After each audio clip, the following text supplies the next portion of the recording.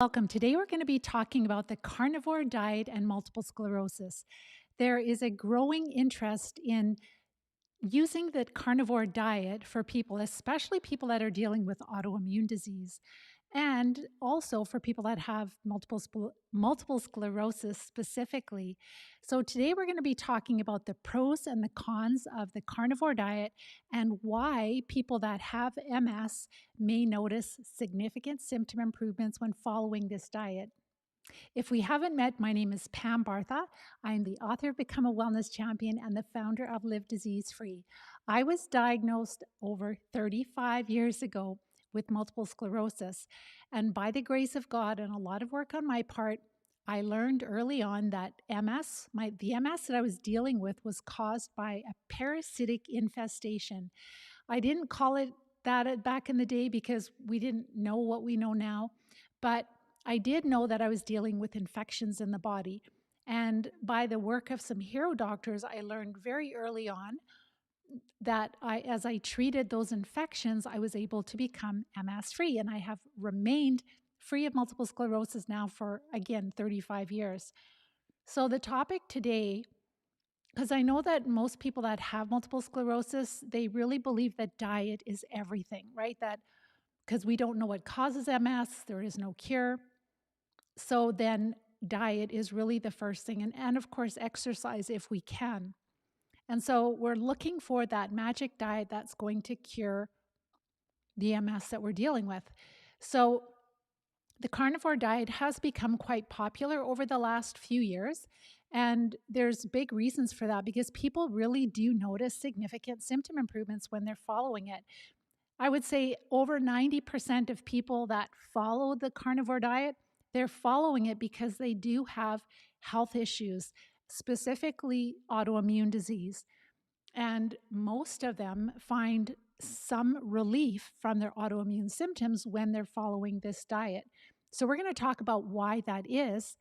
And so what I did before this talk, I did a Google search and I typed in, can the carnivore diet help multiple sclerosis? And then what came up for that is that it said eating more meat and changing the blood, immune system, and gut ecology correlate with worse MS symptoms. So eating more meat and the changes in the blood that occur, also immune system and gut ecology are related with more MS symptoms. And that is according to a longitudinal study of 49 people that basically, and I'm going to talk about that study right now because it's pretty crazy. So this is a 2022 study. The name of the study is called Alterations of Host Gut Microbiome Interactions in Multiple Sclerosis. And what they did is they took a healthy group of people that did not have multiple sclerosis, and those people would eat about 1 ounce of animal protein per day. And they compared that with a group of people that had multiple sclerosis. And in that group, they had about 2.5 ounces of protein per day. So not a lot of meat. 2.5 ounces of meat is really not much at all. And for the purposes of the study, they called meat was anything that was red or white, like beef and poultry and pork and turkey, but not fish or seafood. And so they collected the blood and the stool of these participants, and this study occurred over 6 months. And then they continued to follow their eating habits, and they did after the initial stool sample, and then they did at the end of the study also. And so they found, or they believe they found, a relationship between eating more meat and a decrease in specific gut microbes, and also a change in a specific type of immune cell. So they're basically saying, that eating meat was associated with a decrease in a certain gut microbe. That's a health promoting microbe, so that's not a good thing. And then they also said, and also a change in immune cells, which is not a good thing. And then they also found an increase in meat associated blood metabolites. So basically when we're eating meat and our body digests the meat, then there could be some metabolites in the blood in the MS patients. So they try to match, like when you're talking about control healthy participants versus the MS participants. They tried to control them for age, sex, body mass index, and ethnicity. But there are a lot of variables that were not controlled, and we're going to talk about those because this is a really, to me, it's a very poorly done study. So, in this study, they compared relapsing remitting MS with healthy controls. If they were going to just specifically look to see if eating meat or didn't eat, if you eat meat versus not eating meat, if that could make MS worse, then wouldn't you have both of the different groups, MS groups? And in one group, let's say they're both relapsing remitting, if that's what they want to study. In one group, they would have them having meat. And in the second relapsing remitting group, they would not give them meat. You don't take a healthy group of people and use that as your control and don't give them meat versus, because you have like you've got different microbes in healthy people versus multiple sclerosis patients or subjects. We know that through lots of research. So you've got to get rid of that variable that would really wreck your results. So they did not compare two groups of relapsing remitting, one giving them meat and one not. They took a healthy group, didn't give them meat, and then they took the relapsing remitting group and gave them meat. So that's really, I think that's awful. Like it really makes your data not very trustworthy. And then also, they didn't have the participants eating the same diet. So for people that are really sick, maybe their diets are not the same as healthy people. So you can't just have people eat whatever they want, just following their own normal diet and just changing. Because what if the people that had multiple sclerosis, more of them, they're really sick and they ate unhealthy versus people that were healthy, maybe they're really motivated by health and they're eating healthy. So that's another huge variable that makes their data, to me, not worth a lot. It's a small group, so 49 participants. Half of them were healthy controls, half of them were relapsing remitting subjects. The trial was only over 6 months, so it's a very short time. And then the criteria for enrolling the subjects that had multiple sclerosis was that they were not allowed to be on disease-modifying drugs or steroid treatments for 3 months before the study. But then once they enrolled the participants, the relapsing remitting participants into the study, then they encouraged them to take disease-modifying drugs. So 8 or 37.5% of the relapsing remitting participants, they started disease-modifying drugs at the same time that they were doing this study. Do you think that suppressing the immune system could impact, different things in our body? Absolutely. So that's another really awful thing. And then also in the healthy controls, 0, so none of the participants were smokers, but in the relapsing remitting group, 9 of them were smokers.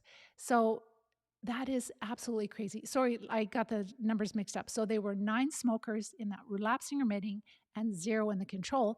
But going back to the disease modifying drugs, there were 8 people that started disease, not 9, 8 people that started the disease modifying drugs when they started this trial. So I don't know who put this study up at the top of the Google search engine, really discouraging people that are dealing with multiple sclerosis to even try the carnivore diet, but I think it's a dirty trick. I really do, because I think that this study that they're citing that's way at the top of the search engine is really deterring people from something that could potentially help them. We're going to talk about something that can help you even more, but there is benefit to this, like for a lot of people. I'm not saying this is the diet for you, but I'm just saying that we're going to talk about why people are noticing such incredible symptom improvements. So, some benefits of the carnivore diet. It's very satisfying. You feel like you're never hungry, or I don't know about never, but when you have a higher fat, and it's not the carnivore diet, you think that it's mostly meat, but it's high fat and it's saturated fat. And saturated fat is absolutely fine. You want to have good quality saturated fat if possible. But the saturated fat is high and meat. So it's a very satisfying diet. It's very simple. So it doesn't require a lot of preparation. It doesn't require a lot of different ingredients. It's basically meat and fish and eggs and sometimes other animal products like organs, etc. it can really help people's mental clarity and their ability to focus. It decreases, a lot of people share that it really decreases a lot of their disease symptoms. So it's decreasing inflammation. We're going to talk more about why that is. People notice that they have better digestive health, they have less pain and gas and bloating. It also reduces symptoms of all kinds of autoimmune diseases. And some people find it really, really helpful for weight loss. So, those are just a few benefits. There's probably a lot more. The cons of the disadvantages of the carnivore diet is that meat is pretty expensive these days. So I've heard some people saying that they eat a lot of ground beef. Trying to get grass fed would be a little bit more expensive, but it would be better quality for sure, grass fed and grass finished. At the start, when a person starts this, they may have cravings. It's a very restrictive diet. I don't believe anybody chooses to only eat meat because that's what they love to eat. It's like they don't feel like they have any options, right? And they feel like, if I don't follow this, I'm becoming more and more disabled. I'm in so much pain, etc. And when they follow the carnivore diet, they notice a huge relief. There are some really wonderful people like Jordan Peterson and his daughter. They're just amazing people, and they have, Michaela has suffered terribly in the past with all kinds of serious, serious health issues, and the carnivore diet has literally saved her life. So, I'm not saying that it is a bad diet at all. I'm just saying that most people would choose not to follow it if they didn't have to, because there is great enjoyment in eating a variety of foods and spices and fruit, etc. So let's look at the guidelines. Basically, so for people that are starting carnivore diet, they're starting it because they have health issues. So when you have health issues, if you want to see if something's working, even with our live disease free diet, we say go simple, go like baseline. Don't add a whole bunch of other things into it. So a lot of people will just start with beef, right? And just if you start with beef and just don't add in a lot of other foods that maybe you could add in later on, but that way you can really see if this diet is going to help you or not. And the high fat is really important. It's not eating just a bunch of animal protein, but it's also incorporating a lot of high fat, which is important. So people on average may eat about 2 pounds of meat per day.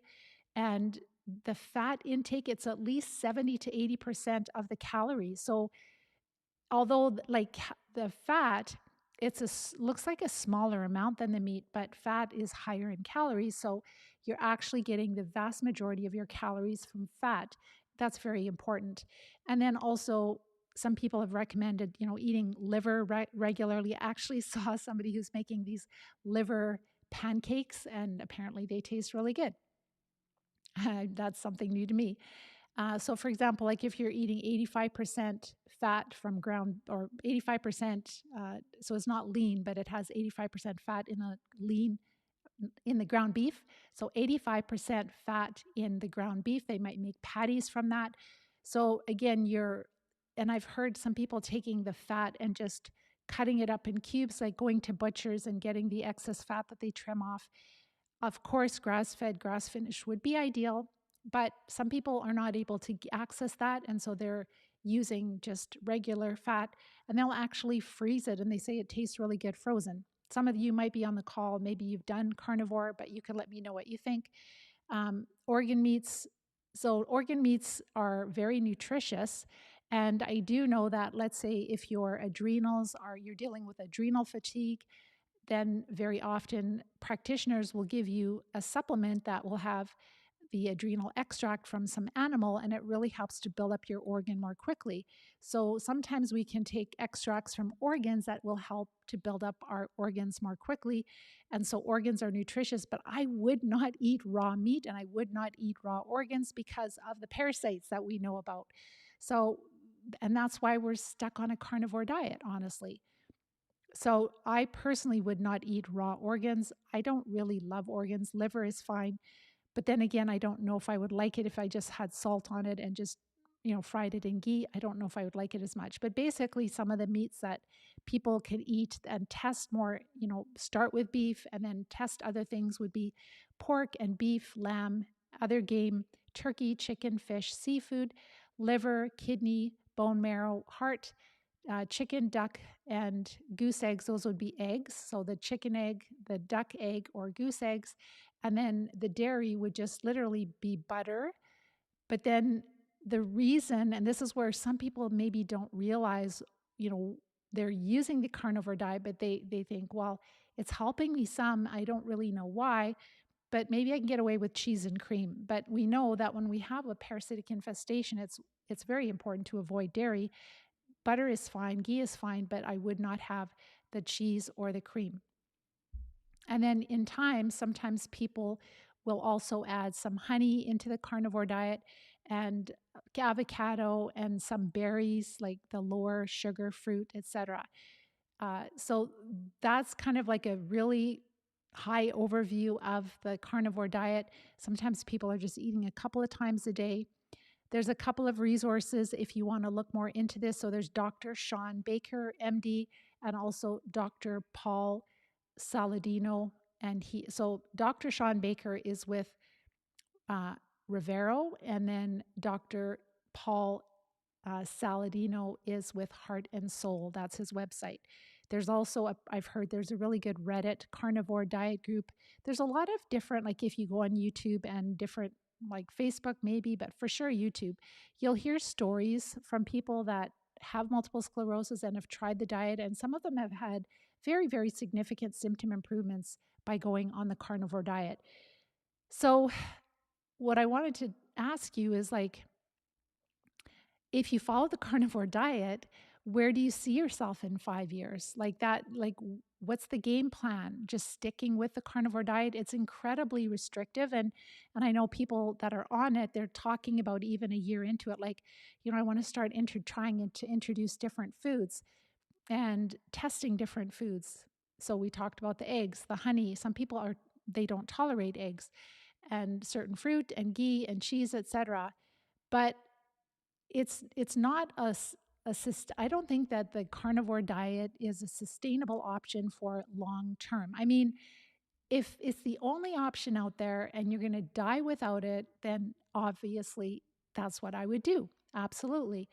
And you just would put up with it and you would just do that because living is really important and being pain free, et cetera, is very, very important.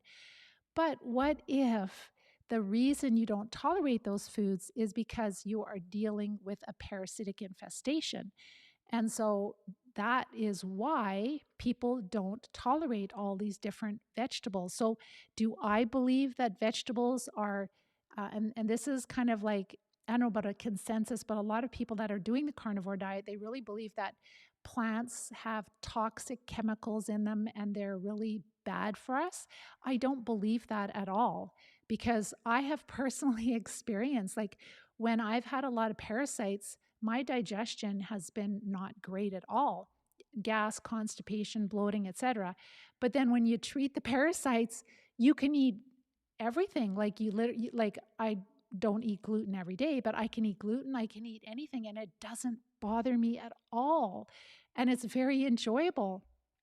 And I feel really good eating it. I don't eat a lot of processed carbs. I don't eat a lot of grains just because I personally am like over 60 now and I want to stay healthy. So I'm quite selective with what I eat. But could I eat, like when my son in law makes some sourdough bread? Have I had a slice or two with lots of butter on it? Absolutely. So I don't have it every day, but I have it and there's no issues. Like there's no symptoms, there's no pain, there's no constipation, there's no foggy head. So most people just don't know about parasites yet.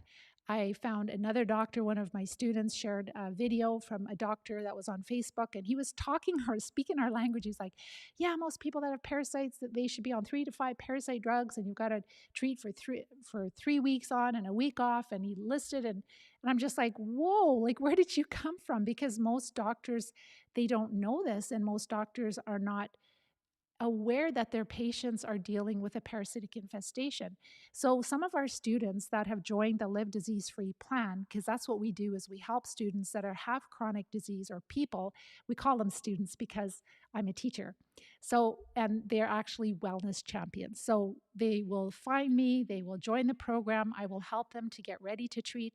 I'll help them to access any practitioners they need and the parasite treatments through the practitioners, etc.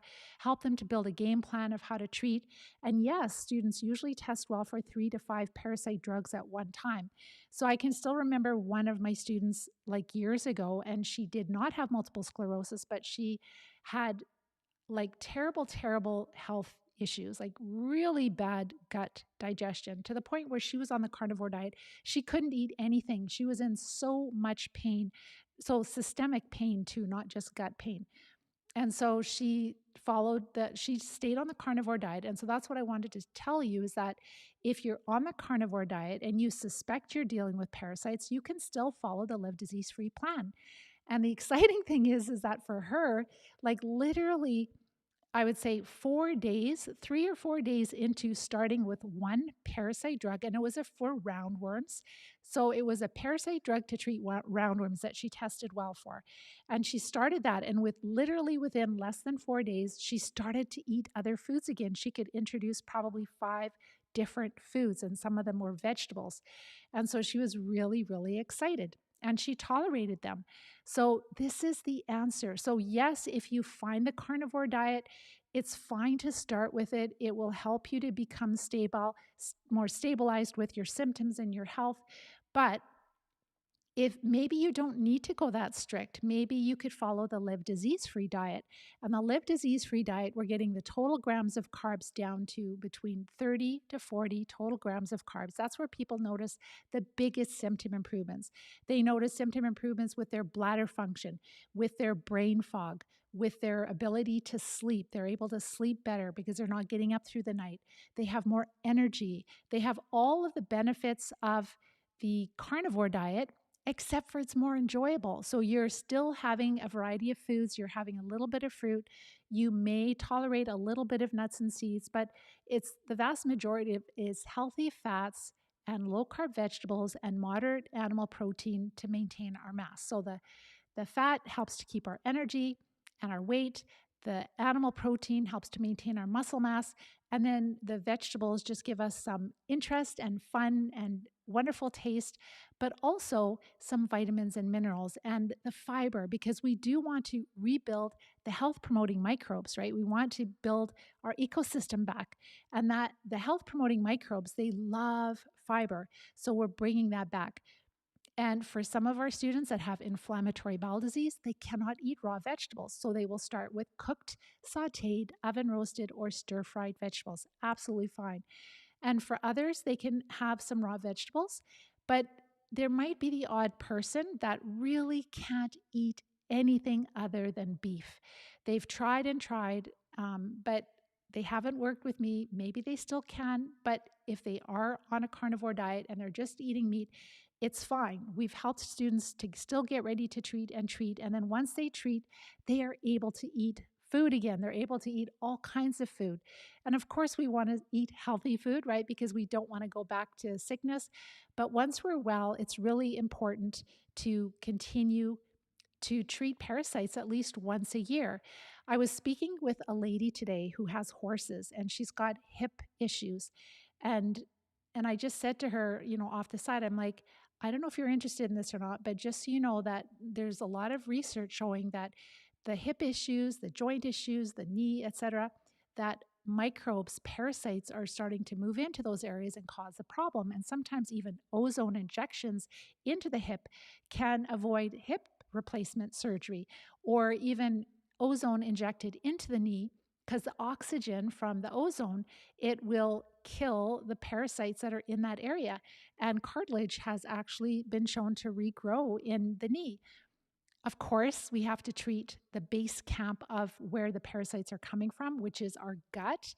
But we can have immediate relief by going to a practitioner that is skilled at doing ozone injections into the joints. And sometimes they use procaine and ozone, but it can be life-changing and it can be like instantaneous, which is so incredibly wild for people.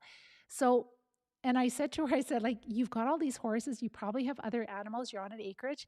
Doesn't it seem weird that that your doctor would and our doctors say that there's no parasites in Canada or the United States or any developed country, yet you deworm your horses and your other pets like every year or every few months. Doesn't that seem strange? And she goes, "Oh my goodness, it does."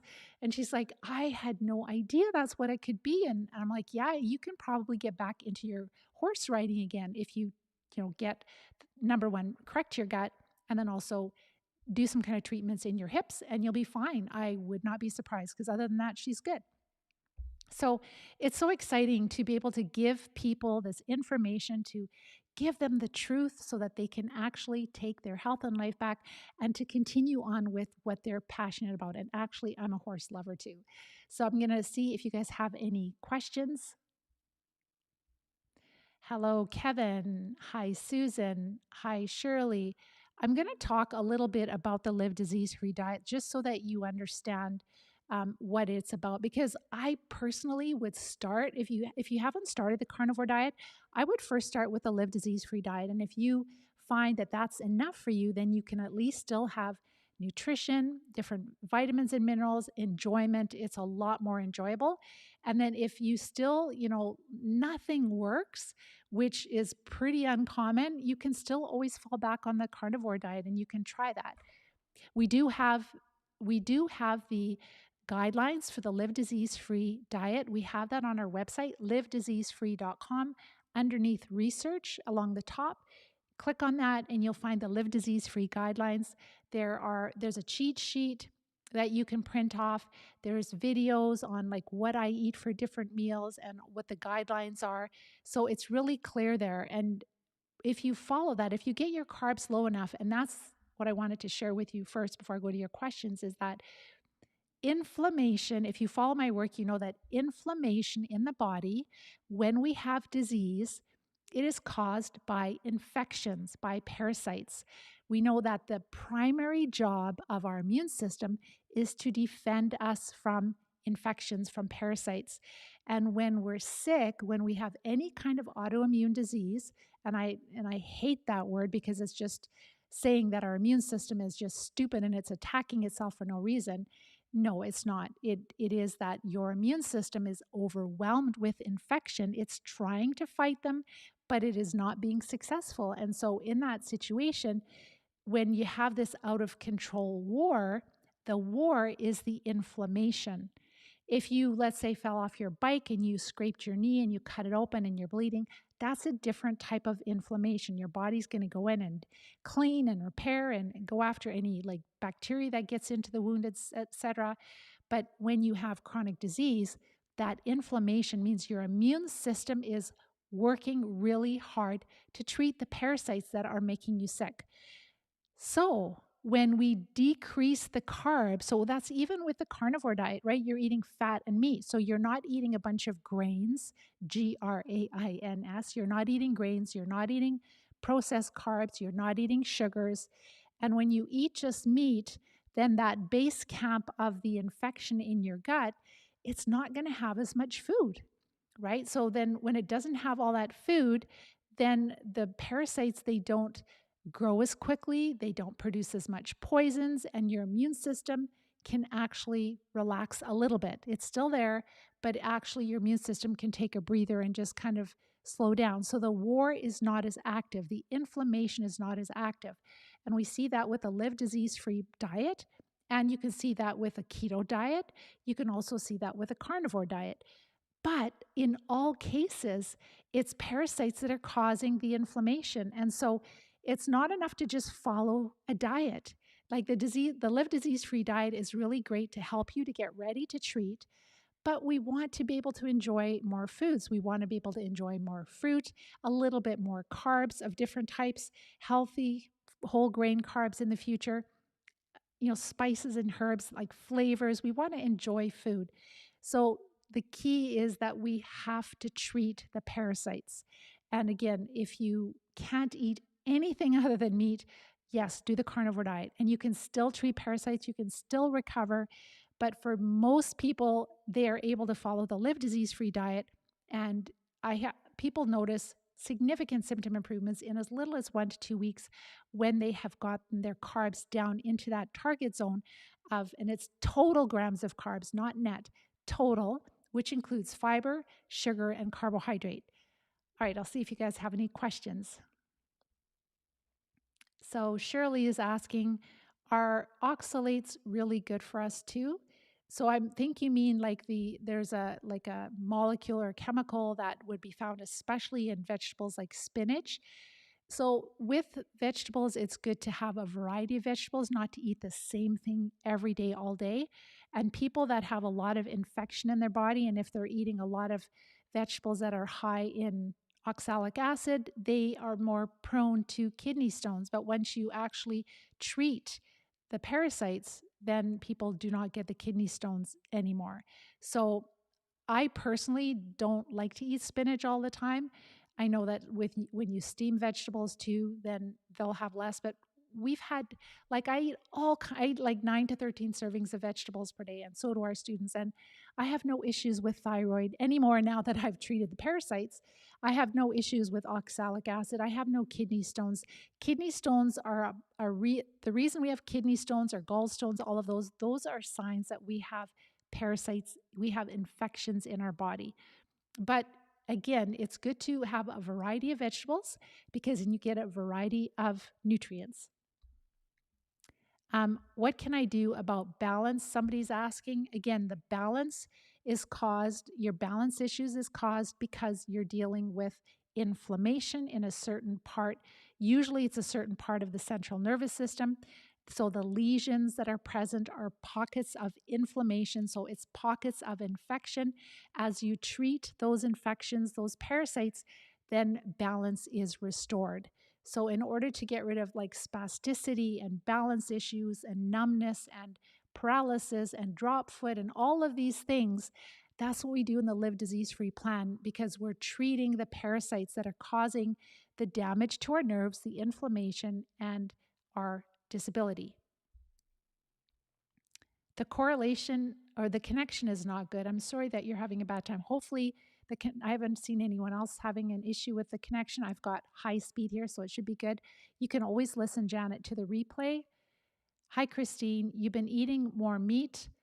Oh, that's a good thing that I should mention too. So all organic and grass-fed, I do feel better with it. More energy, B12 is better, L-carnitine, but no way any dairy or any cheese, lots of vegetables too. So if you're following the Live Disease-Free diet, it's really important that you don't eat large amounts of animal protein. And I'm not sure why. So even people that are in my program that are using the carnivore diet, they're not eating like huge amounts of animal protein.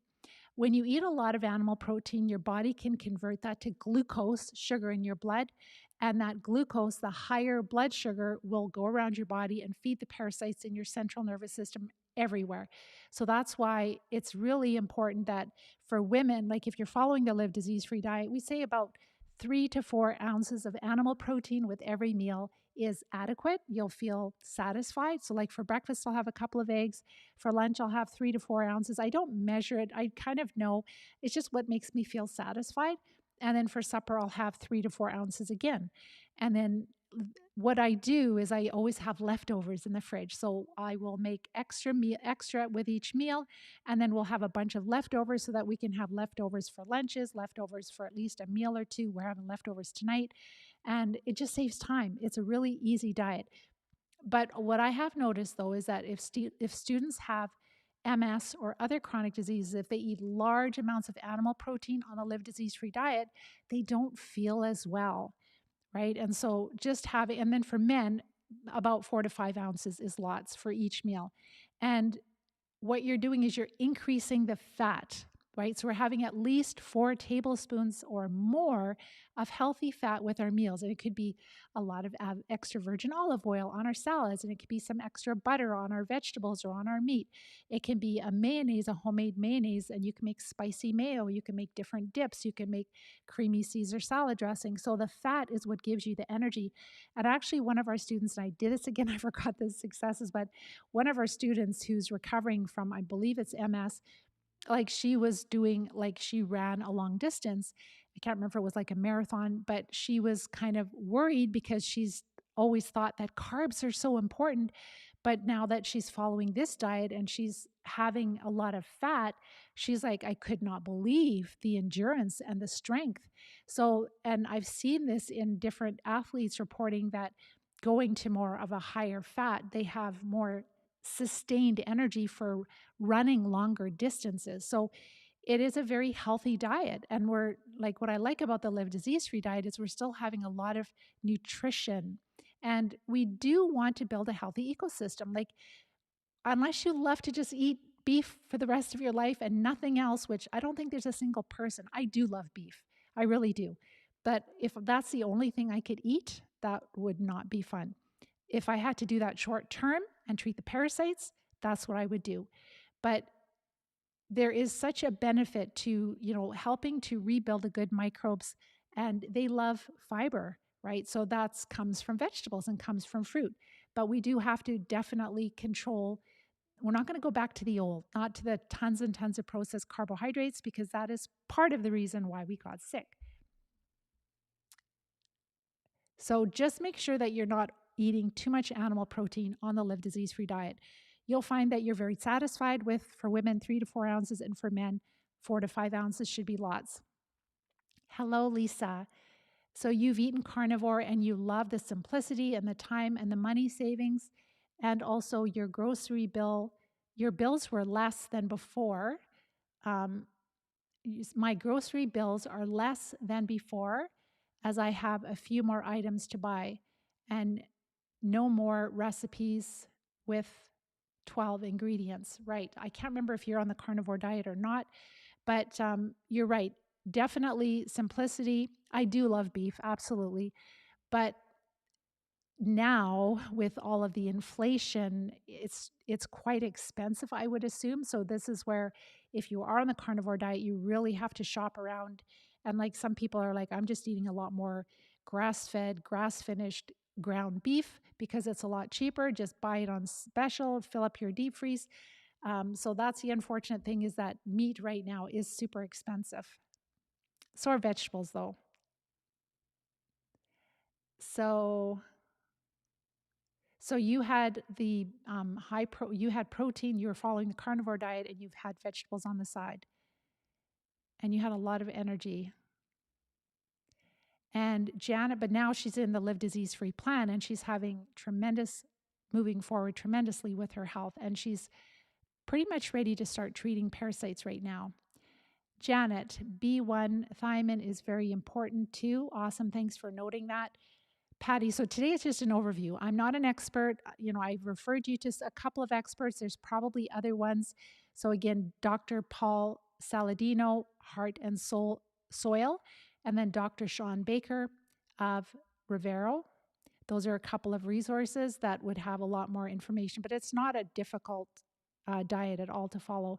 It's probably more the transitioning, like from eating a lot of foods to just only eating beef. All right.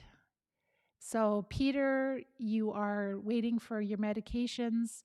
In the meantime, you found a really good herbal parasite cleanse. Is it okay to start it? Yeah, absolutely. There are so many different herbal parasite cleanses that you're more than welcome to try. Like in the Live Disease Free plan, we feel that it's really important to prepare before we treat, because we're working with people that are really sick, and you want to strengthen yourself before you start hitting these parasites, because very often they will react negatively to treatments. And so there are lots of different parasite blends you can find in health food stores. You can find them online. Some of the key ingredients would be wormwood, black walnut, and cloves. And some of our students would use those, but we've never found that we could recover from MS or other chronic diseases with just those parasite herbs. I know that I'm following some mentors that are, they really believe that their protocols are going to work. I'm with I'm optimistic, but I'm very cautiously optimistic, because again, we have found that people that have chronic disease, they can pass parasites and they'll see them coming out, but they still have their disease. It's that the herbs, they are not strong enough on their own. we can use them in conjunction with the parasite drugs. We use them in conjunction with oxygen therapies. So it's fine to use them, but it's really that once you bring in the parasite drugs, that's where you notice that the other parasites are leaving.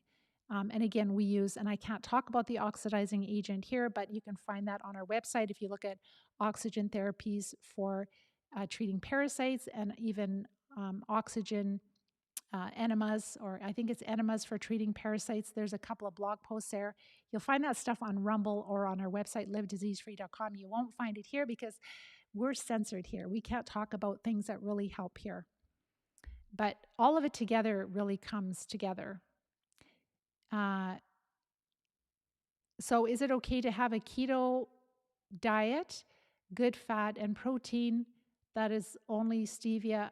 I personally would get rid of all of the sweeteners, because when you have sweeteners, you are feeding that sweet tooth and you're going to struggle with that in the future. When you get rid of that, I promise you, you won't crave it anymore and you'll be free. So, like, I honestly don't crave sugar. I really enjoy fruit. So, I had some local berries this morning. I'm actually growing strawberries. I've been having a couple, not a ton of them yet, but we have some strawberries. But right now we've had peaches and we've had cherries. So, and I'll have those, but I'm not treating parasites right now, right? Like, once you recover, you can have some of that again. But when you're in the recovery phase, I would definitely skip all of the sweeteners. You don't need them, and then you're free. And sometimes stevia products are contaminated with other types of sweeteners, and the alcohol sugars are not necessarily that great for you. So I personally would skip those. And I wouldn't do the keto bar. This is the difference between, like, if you have chronic disease and you really want to recover, then what you do is you follow the plan, the Live Disease Free plan. So the people that follow it, like 100%, are the people that have the life-changing experiences. People that are like, well, I'm following it, but I'm having some keto bars, or I'm following it, but I'm having a little bit more nuts or more avocado, or I'm making more salsa and I'm having that. And those are the people that are like, the parasite treatments are just not working for me. I'm not tolerating them very well. And unfortunately, that's just the way it is. Like, when we're infested, it really takes strategy, because they are very happy in our body. It's warm, it's moist, it has a lot of food in that area. These parasites have lots of ways to hide from our immune system, and just to make our immune system blind to them. So if we just, buckle down and just follow the plan the way that I have it laid out, then you will have life-changing experience. So I personally wouldn't do any bars at all. I don't trust companies at all. Like, they can say, what's listed on the label, but that doesn't mean that is exactly what's in the product. So if I weigh 137 pounds, how many spoonfuls should I take of the healthy fats? So again, it's not really how much you weigh. It has more to do with, like, your gender, your age, your activity level. How many calories are you burning per day? That's what it has more to do with. Like, maybe you're 75 years old and you're sitting behind, like sitting down all day. You're not going to need as many calories as somebody who is maybe a 25 or 27-year-old young man who's doing construction. So if you need more calories, then you are going to have more fat. But I would say at least 4 tablespoons with each meal, and going up from there. All right. I would skip the keto bars, honestly. The keto bars often have chocolate too, and the chocolate has caffeine, and the caffeine will stimulate the parasites. We don't want to stimulate the parasites. So for sure, avoid all caffeine. All right, a couple more questions here. So what do you do? What are the 5 deworming medications your students test well for? There's not 5, there's more. So, and it's everybody is different. So I'll give you a list of different parasite drugs, but I don't know what you will test well for, and I wouldn't take them unless you test well for them. And then you should really take the right dosages. So you've got to work with somebody. So for treating roundworms, there's albendazole, and so albendazole will work more systemically. There's mebendazole. There is also not praziquantel, but pyrantel palmitoate. So pyrantel palmitoate. So those are just three. And I guess fenbendazole also, that will treat roundworms also. And then ones that will treat more of the protists. So that would be nitazoxanide, which is Alinea. Alinea is broad spectrum. It'll do a lot of different things. So Alinea is really helpful for some people. And then if some people have a lot of protozoa, they might test well for tinidazole, but be careful with that because it's quite a strong antibiotic, and antibiotics have kind of gotten us into trouble. So if you test well for it, but you're not improving on it, I personally wouldn't take tinidazole. So there's also treating the different types of tapeworms and flukes, etc. So praziquantel is one, and also niclosamide is another. There are other drugs that are not as common, like thiabendazole and levomizole. I'm trying to think if there's any others. I think that those are some of the more common ones. So those are all for different types of roundworms and tapeworms and flatworms like the flukes. But then also we have fungal overgrowth. So sometimes we have more candida, yeast type fungi issues that would be treated more with the nystatin and also the diflucan or fluconazole, where if somebody has been living in a moldy home or exposed to a lot more molds, that's a different type of fungus and it's going to respond to different medication. And that would be more like the Sporanox, which is like itraconazole. So Sporanox is the brand name, itraconazole is the generic name, diflucan is the brand name, and fluconazole is like the generic drug name. So, and then nystatin capsules, not liquid. Liquid has sugar in it, and fungus loves sugar. I would not do that. But in order to treat well, because you don't want to be messing around, you don't want to just try one drug and you don't know if you're using the right dosages, you'll make the parasites resistant to the drugs. And like one doctor was sharing that they're just going to move into different organs. They can move into your pancreas. And he said they'll cause pancreatic cancer.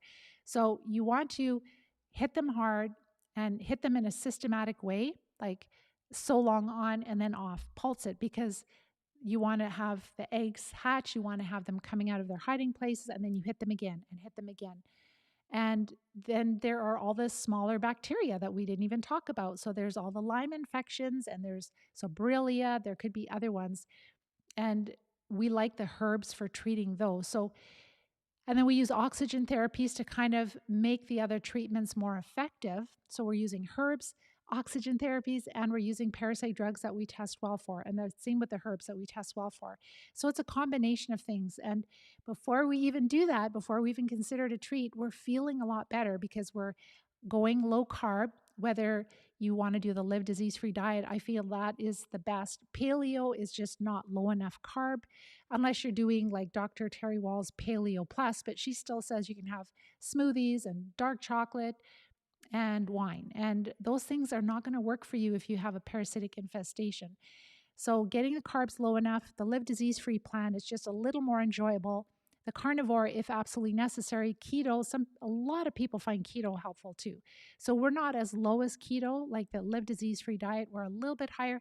I think keto is about 20 total grams of carbs per day, and we're getting down to like 30 to 40. And the problem with keto is you have to avoid dairy because the dairy in the keto will be a problem with the parasites. Butter is fine. And so that's why even people that follow the carnivore diet, and if they're starting to bring in cheese and they're bringing in honey and they're bringing in mangoes, like on top of, I saw liver pancakes with chopped up mango on top and drizzled honey on top. To me, that sounds really disgusting. Maybe it's okay, but it's like when you're that infested with parasites, you might have some symptom improvement, but you're on such a strict diet and you're still feeding the parasites with the honey and the mango, etc. So it's not that, honestly, the plants are not bad. They are not toxic. I know that this is a fad, and I know that way of thinking is going to come and go. It's the same thing with the lectins. People can be allergic or sensitive to any food when you have leaky gut. It doesn't mean that food is bad. It's just that your immune system has had that food crossing through the intestinal lining into the blood. And it's like, okay, alarm, alarm, there's something here that shouldn't be here. And so you develop a sensitivity. But that doesn't mean that food is bad. So when you treat the infections, and a lot of the sensitivities go away. Never test an anaphylactic reaction. Those are really serious. That has to be under the guidance of a doctor. But a lot of just food sensitivities go away once the parasites are treated and the gut lining heals. Christine, good point that it converts to glucose. You eat smaller portions of meat and you have leftovers. Most of your vegetables are steamed. It's absolutely fine to cook your vegetables. It's so important to make sure that all the nutrition is covered. The Live Disease-Free diet is great. Never any processed food or sugar in any form. That's true, and it's very, very nutritious. Thank you for your kind words. Hi, Joe. You're very, very welcome. Thank you for the thank you for being so diagnostically brilliant. You are a godsend. My life is getting better every day. You're so very welcome, Joe. All right, and I'll see if there's a couple of questions here, and then we'll quit. Kim, is having bowel urgency related to the deworming pills? I don't know if you are treating or not, but so with my students that start the program, a lot of them will have incontinence. Not a lot, a small number will have incontinence. Most people will have diarrhea. So some people will have alternating diarrhea with constipation. If you were, let's say, taking oxy powder, if you're taking a supplement to treat the constipation and then you start treating the parasites, you'll notice that you don't need that the constipation supplement anymore. So this is where you just have to just listen to your body, and if you don't need it anymore, then just slowly wean yourself off or just stop taking it if it's too much. Same thing with blood pressure. If people have high blood pressure and they start to follow the diet, they notice their blood pressure comes down, and so they have to pay attention to make sure that their blood pressure doesn't get too low because they're on medication. So they have to keep it on their blood pressure and work their way off their medication with their doctor. So things normalize when you are treating parasites. But no, we haven't noticed that the parasite drugs will cause loose stool. Things like the oxy powder or vitality capsules, if you're taking too much of a herbal laxative, that could cause loose stools, but the parasite drugs, no. Hello, Facebook user, does the person need to be a student to get the parasite medication? So if you have a doctor that will support you through treating parasites, then you work with them.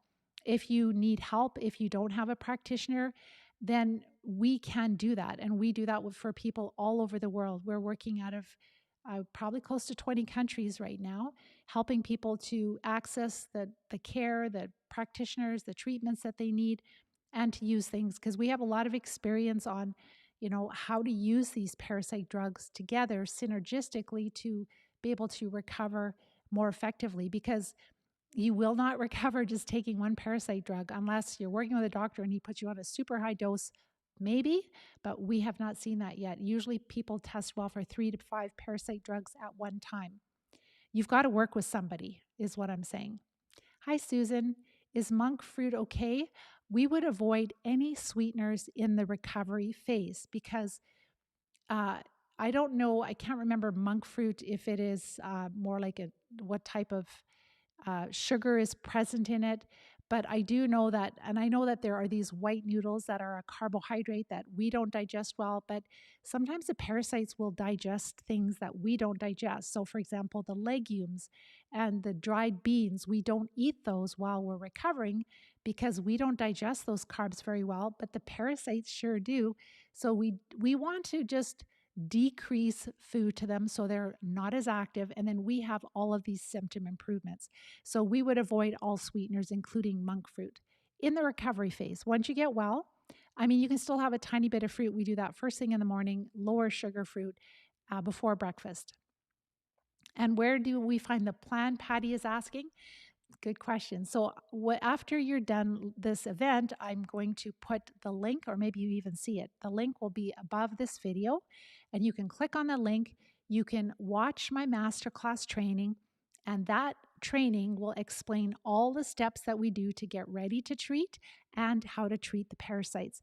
There's a whole bunch of case studies of students that have taken the Live Disease Free plan. We call them the wellness champions. It has changed their lives. They're going on to all kinds of things like writing books, starting podcasts, opening up wellness clinics, yoga studios, or yoga uh, support. What do you call it? Yoga classes for different people. That's Vicky in the UK. And so these people had a diagnosis of an incurable disease. And even I'm thinking of another student who was diagnosed with PLS, which is a slower progressing version of ALS. And she has recovered at least 75%. She has maintained her recovery, and she's working out and enjoying her grandkids in her retirement. And she's very, very happy. But the key is that the more effectively you treat the parasites, the more recovery you will have. And there's always more recovery than we ever thought possible. So the Live Disease Free plan, you'll see that when you watch my masterclass training. There will be a link beside this video, probably above it. And then also on our website, livediseasefree.com. You can go there, you can click right in the main banner. You can click there to watch my masterclass training. We also have like a texting thing where you can ask questions on the website also, and we'll direct you to whatever information you need. You can email us at info@livediseasefree.com. If you watch my masterclass training and you're like, Pam, you have the answer. Finally, I've been looking for this all my life. Then what you can do is you can just book a time to chat with me. You can make sure it's a good fit for you. The plan is for us to work together. I want to get to know you. I want to get to know what your health has been like, what you've been through, how we can help you, how we can help build a plan. And then you can start immediately. You can start at any time. So with that, I'm going to let you guys go. And if you enjoy these topics, the research, the time that I put into all this research, please like and share and subscribe so that you're helping us to get the word out. I can't do this by myself. And the only way that we are going to understand what's causing disease and start to get our practitioners to treat the cause is by enough of the general public understanding that what they're dealing with, it's not a diet issue, it is a parasite issue. And sure, the carnivore diet can help. The Live Disease-Free diet is more enjoyable. It can help. The keto diet can help. But if you want your life back, you gotta treat the parasites. And that's what we do in the Live Disease Free plan. So with that, I hope you have a wonderful week. We will talk to you next week. Take care and bye-bye for now.